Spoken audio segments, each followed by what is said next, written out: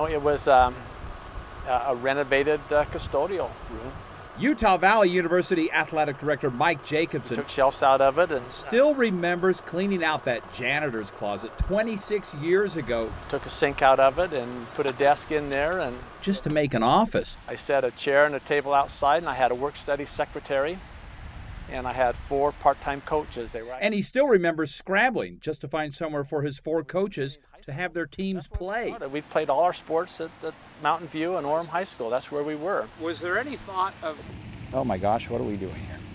You know, I think, Dave, I think there was huge thoughts like that, you know, for a couple different reasons. I'd been the assistant principal for the 3 years just prior at Springville High School, and kids that weren't succeeding at the high school, I sent over to the Trade Tech to, you know, finish up their degrees.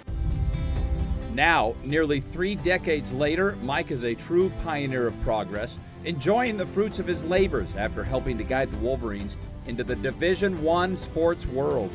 Being able to do something like that no one else has ever done and no one else will ever do again, and that's to make the move from junior college directly to Division-I, has been a huge accomplishment of our entire staff, our department, and everyone. Everyone has been heroes through this whole process.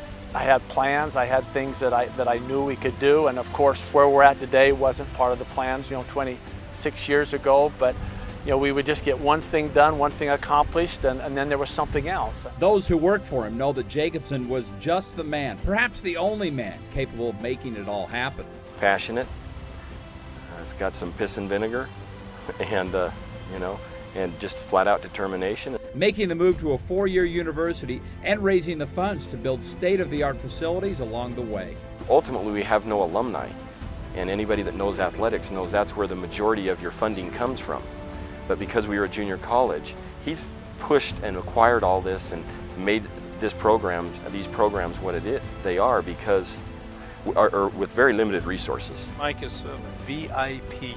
He's a person with vision and what it is that he wants to accomplish.